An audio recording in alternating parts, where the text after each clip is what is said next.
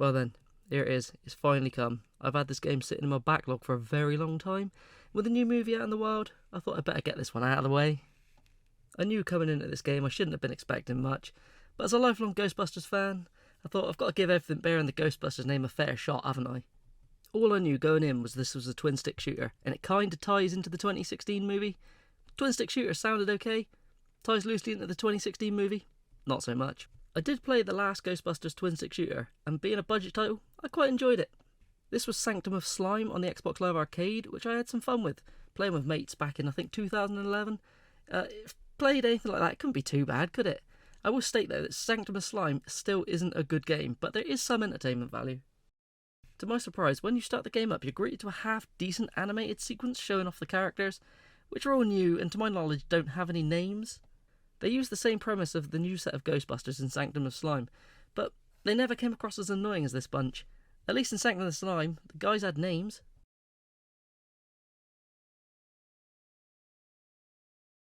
I did think though, if these little videos played in between the stages, it would have felt like a bit of work had gone into this game, but alas, after the first video, it devolves into the biggest budget game trope, comic book style panels to use to advance the story.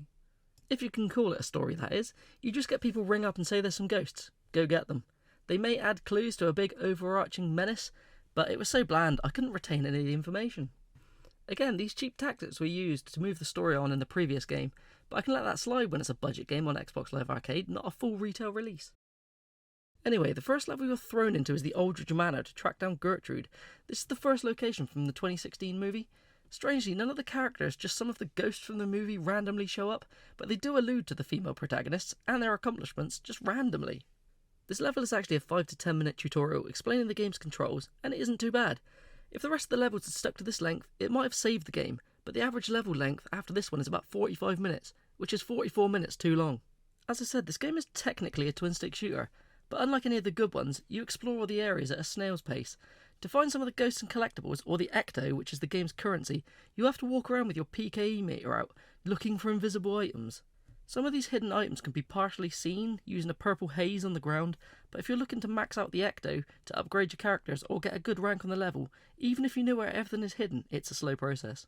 Sanctum of Slime, on the other hand, was a much faster paced game, and enemies weren't just bullet sponges. At the beginning of this game, you'll have to shoot some of the ghosts for maybe 1 minute plus to be able to wear them down to enough to start using the Ghost Wrangling minigame. The minigame is a simple hold the right stick in the direction it tells you to until it fills a yellow meter above the ghost's head. When this is full, you press the left trigger to slam the ghost down, and it starts to fill up again.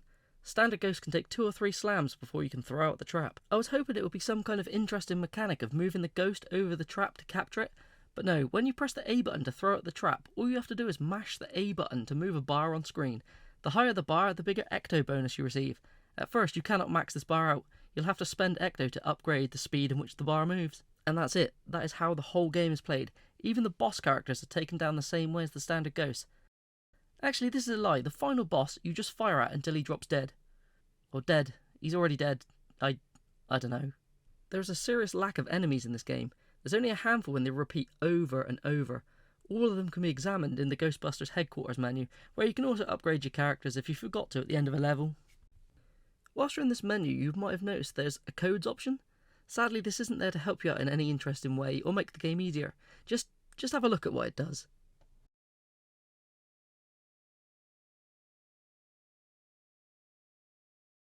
That's right, it's a shitty fast food tie-in for a shitty tie-in game to a shitty movie. Why do you want to run around in Papa John's uniforms? Anyway, that's got me a bit off topic.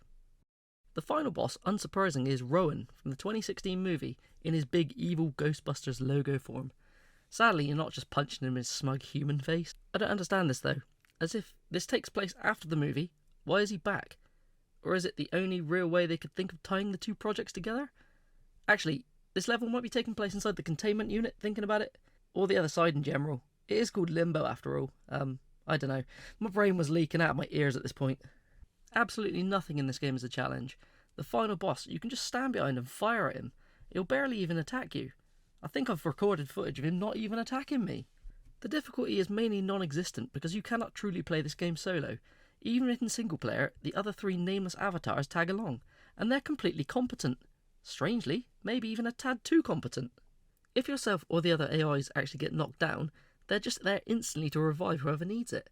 Once revived, the characters come back with full health, and I never saw more than one person down at once. Not that you're going to need to worry, I think I was knocked down probably once or twice in the whole game. Luckily, if you just want to play the game through to the end, you're in luck. It's not super long and only consists of 6 areas, one containing a 5-minute training level, and the rest being broken down into 2 45-minute levels each. The final area, Limbo, is the only single level, but it's a boss rush culminating in a fight with Rowan. If that's it, if you just want to get to the end, it's over in about 4 or 5 hours. But if, like me, you're a completionist or an achievement hunter, get ready for a world of hurt. After you finish the game, you unlock an additional remix level for 4 of the areas. These again are about 30 to 45 minutes long each. As hard as I tried though, I couldn't find any difference with these levels.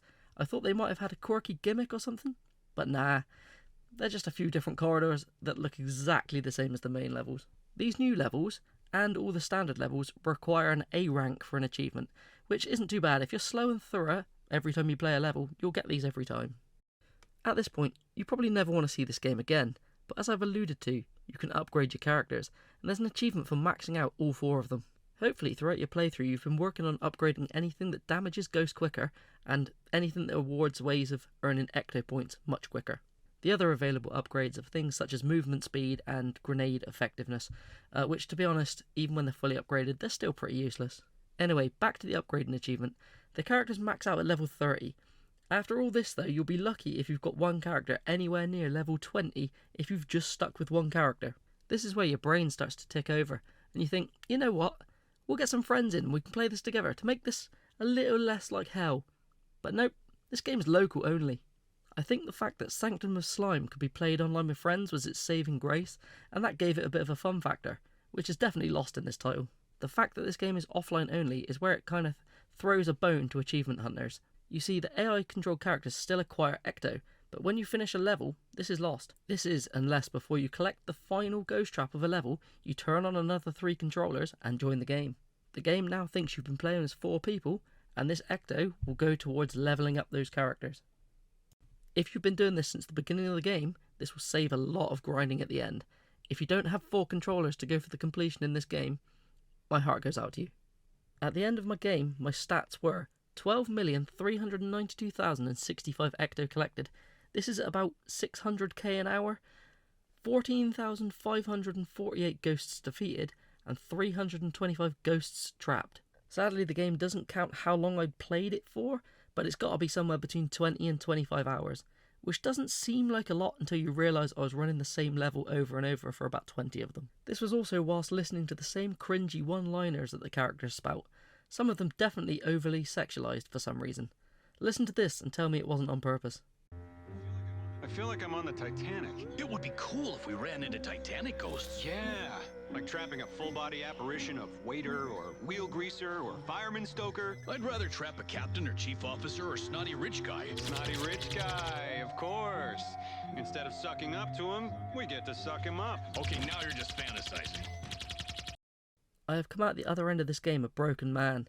Even more broken knowing that since I seem to hate myself, I know I'm going to pick this up on PS4 and go for the trophies, and the fact it's just got the goddamn Ghostbusters logo on it. After it's all said and done though, I recommend this to no one.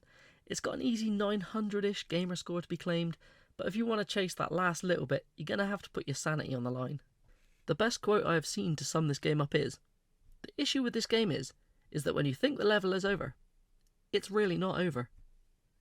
Just to check it out there though, I wouldn't recommend Sanctum of Slime either, but at least that costs under a £5 and can be played with friends and ends in about 2 hours, but neither are good twin stick shooters, but one plays more fast paced and you can rope some friends into the nightmare.